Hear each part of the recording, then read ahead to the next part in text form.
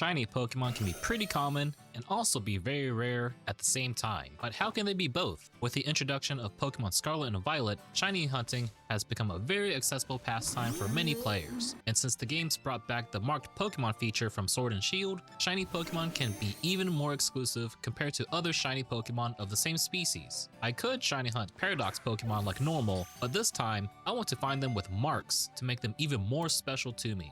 Plus, there's not a lot of information about these Pokemon yet, so I hope my expedition can shed some light into why these Pokemon are a paradox. Join me as I step into the depths of Paldea to uncover the mystery behind these past Paradox Pokemon and the secrets they hold in their shimmering light. Before we get started, I have to pack the essentials needed for this expedition: food, Pokeballs, and some charms. If I want to have the best odds of finding a shiny Pokemon, I'll need the shiny charm to bring my odds down from 1 in 4096 to 1 in 683 with a sandwich. I'll also need the mark charm to increase my chances of getting marked Pokemon, because there are so many marks a Pokemon could have. With the mark charm and a sandwich, those odds can range from about 1 in 10 to 1 in 200. So with those combined odds, with a hearty sandwich, shiny charm, and mark charm, I'll have a 1 in 6,488 to 135,780 chance of finding a shiny Paradox Pokemon with a mark. Now that I'm ready, we can head down to start hunting for the first discovered Paradox Pokemon,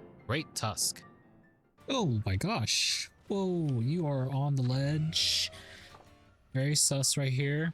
And hold up, wait. No. Excuse me. I want that one on the ledge. Please don't fall off the ledge. I can't lock onto it to see if it has a mark. Ooh, a number 2 right here. Nope, no mark. Oh well.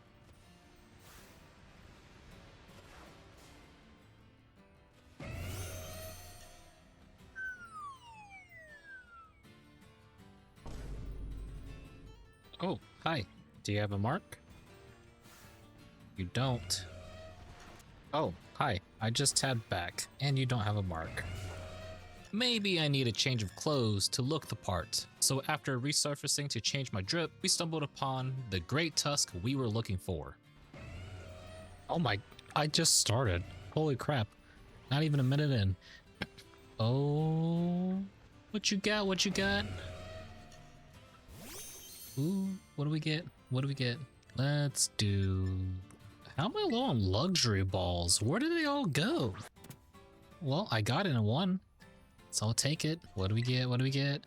Ooh, the early riser. Okay, I'll take it. Well, what can I do with the rest of this sandwich? According to the Scarlet book, Great Tusk can be very aggressive, but this one seems quite friendly. Maybe it's because it looks like an angrier version of Donphan with tougher scales and bigger tusks. Could Great Tusk really be an ancestor of Donphan? It would make sense since they look very similar and that aggressive behavior can still be seen in modern day Donphan. Maybe size did matter to Great Tusk, so it grew shorter tusks and lost its spikes so that it can be seen rolling more smoothly while still hating. There's still so much more to learn, but for now, I'm going to name you Manny so we can start on the next hunt. Since I was still working with fighting type sandwiches, I went around looking for Slitherwing. There weren't very many decent spots to isolate it, so I stayed at this spot to make things a little easier for me. After tripping over these 2 phases, it didn't take long for me to encounter the first shiny Slitherwing.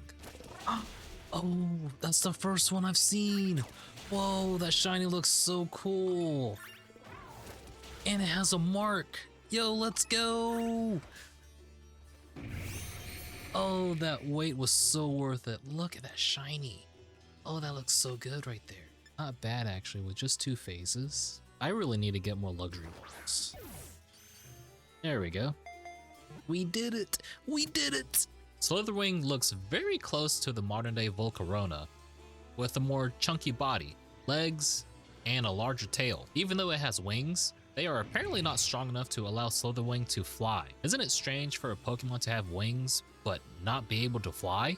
Since we believe that this is a prehistoric Volcarona, it also resembles another creature of the past. Perhaps Slitherwing adapted to lose some weight by skipping leg days so that its wings can get strong enough to fly. This particular Slitherwing is very friendly, so I'll name it Sunny. Now that we have 2 paradoxes under our belt, we can continue the research, but we have to figure out what's causing those screams we keep hearing out in the wild. Checking back into the cave, we found shiny Great Tusk. There are now a bunch of Screamtails screaming their heads off. It's not the most pleasant sound in the world, but we'll have to make do to find a shiny Screamtail. Oh, snap. I forgot that the tip is pink. Other one. This one doesn't have a mark. Oh, hi. Oh. It has the... It's been like just a minute and another one showed up. Do you have a mark? You don't. Oh, hi. No mark. Oh, hi. I just got back from a potty break and we got one. And it doesn't have a mark. Oh my gosh. The sandwich just ended and we have this shiny right here. I'm just trying to get back to the surface. Oh, hi. Do you have a mark, please? You don't. Almost missed that one. I wasn't paying attention. You're small. Maybe. There's a chance. You're telling me there's a chance? Oh, hey. You have a mark. You have no mark. What is going on with this hunt? After many phases throughout the night, someone decided to wake up in the morning to end our misery. Ooh. Where are you going? Do you have a mark? Yes, you do. This is the one right here. You're not the one. What are you doing? Get out of the way. You're not the one. That's the one over there. This is the one. Yeah. You're pretty big too. Well, would you look at that? Let's see what you got. You're gonna be bold. Nope. And mark. The early riser. It's another early riser. Although Screamtail looks fairly adorable on the outside, it can be very hostile compared to the modern Jigglypuff. Screamtail's aggression is usually met with intimidating screams, and if provoked, ferocious bites from its sharp teeth. If this is truly an ancestor to Jigglypuff, what prompted the species to become more gentler? Whatever that shift in tone might be, I'm sure we can figure it out if we continue this rodeo. But for now, Jimmy Barnes needs to step aside for what might be the quickest hunt in the video. Before we venture deeper into the cave, let me know what modern day Pokemon would have a really cool Paradox version of itself. Feel free to show me your sketches in the comments down below. And let me know if you're enjoying this video by hitting the like button, and feel free to subscribe to the channel if you want to see more publications from me and the team. Speaking of the team, I think I just heard them find a new shiny Paradox Pokemon. Ooh, this is crazy how this works. It's daytime, and we got a shiny Fluttermane. It doesn't have a mark, but it is tiny. Boop. Alright, got it.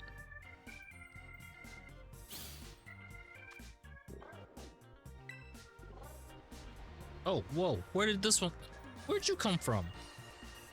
Where did you come from? And you have a mark. Whoa, whoa.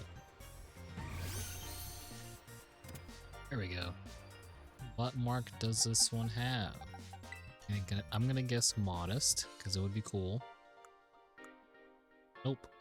But you have Grumpy. It's Grumpy. I like it. Oh, that was the fastest marked hunt ever. 8 minutes. It only took me 8 minutes. Well, that was fast. This Fluttermane was not happy that we interrupted her mourning. But who is she mourning for? Considering that these are wild Pokemon, there shouldn't be a human that she might have been attached to. Perhaps another Pokemon she was friends with? Well, I hope she's willing to be friends with me. I'll name her Rory and let her get acquainted with the other Pokemon we befriended. With Rory on board, we can get down to business and figure out why we've suddenly become attracted to each other in a scientific way. The magnetic attraction seems to be strongest over this cliff with all these sandy shocks. Could it be that they're the cause of this magnetic field surrounding Area 0? Let's capture some of the rare specimens to further our studies.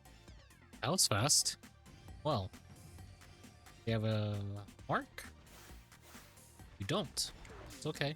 That's another one. That is another one. I almost ran away from this one. Do you have a mark? Oh, nope. Hey, another one. Do you have a mark? Don't. I just started. I just started. And you can't just show up like that. And you have a mark. I literally just started. What do you mean you have a mark already? All right. That took a little while. Now, can I check what mark it has before my controller dies? I'm gonna guess gentle. Careful. Mark. Sleepy. Let's do the sleepy one. Really? Uncommon? You're gonna do that to me? Really? I see how it is. Okay, yeah, you're shiny. I had a double take on that. And you have a mark. Oh, snap. I'm just finishing out the sandwich, and you just happen to have a mark. Let's see what this one has. I'm guessing gentle again, and this time thinking lunchtime. Serious. Sleepy. We got sleepy. Surprised to get 2 marked shiny Sandy Shocks so quickly. This overly friendly one really enjoys interacting with the rest of the Paradox Pokemon. The other one over here doesn't seem to have enough charge in their social battery to be as engaging. I think I'll name them Bob and Patrick. Upon further investigation, their bodies seem to resemble ancient creatures of the past. But what perplexes me is that different parts of the body resemble modern technologies. Aside from the magnet and screws, the tail looks very similar to electrical insulators. If this Pokemon is indeed from the past, where did these modern day objects come from? We'll put this aside for now and focus on a new objective. Over at this forest, there seems to be a troop of Brute Bonnet causing a commotion amongst themselves. I'll definitely need to tread carefully if I were to find what I'm looking for. Oh, well, hi. Do you have a mark? Nope, you don't. You're pretty small, though. Oh, hey. Oh, man. You hate me. Oh, hi. Got a mark? You got a mark. Oh, snap. What you got? What you got? Oh, first ball too? Alright. Alright, let's see what we got, I think this is the third one. Yeah, third one. Okay. I'm gonna guess bashful. Modest. Mark? Sleepy. Okay. Well, that didn't take long as well. This fellow seems to be just as sleepy as Patrick, the Sandy Shocks. I think I'll name him Aizawa. Judging from their actions, they seem to act based on instinct versus using any intellect. Their instinct definitely makes them strong fighters. It does make me wonder if the moldy moss surrounding the head is actually a parasitic mold taking control of the poor thing. We'll send some samples over to the lab to investigate. For now, we'll delve deeper to search for the most dangerous target.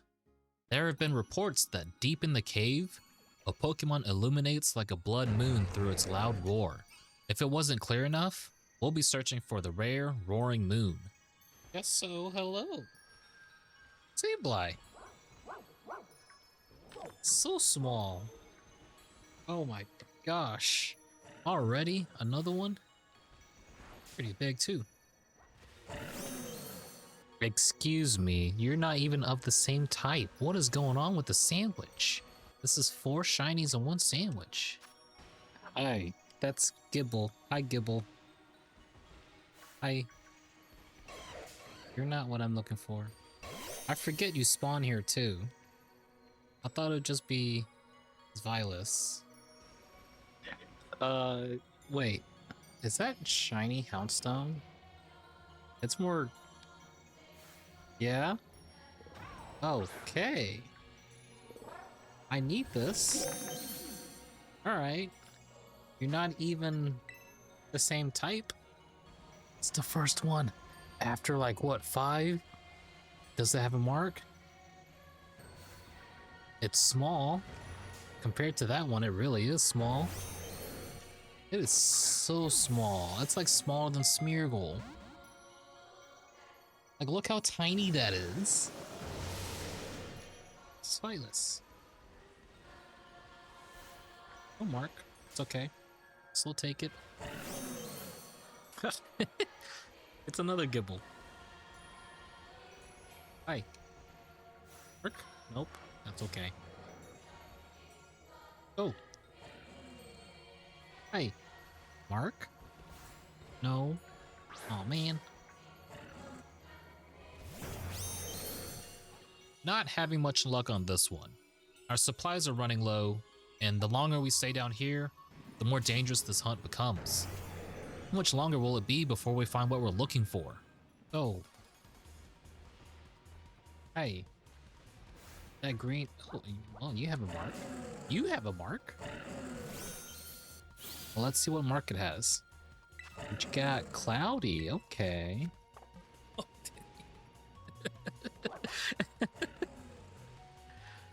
I don't need you, but I'll take you. You're still a good boy, though. Talk about you, little man. I see you over there. I sees you over there. Ooh. Oh my gosh. You look so good. I got 1 minute left. This is the last shiny for the sandwich. You have a mark? Don't. I despise you. Oh. You're still cool, though. You are not what I'm looking for, but you're a pretty early shiny. For this sandwich, you have a mark, though. You have a mark. We'll take these. Oh, hey. It's in the air. Excuse me. That is really cool.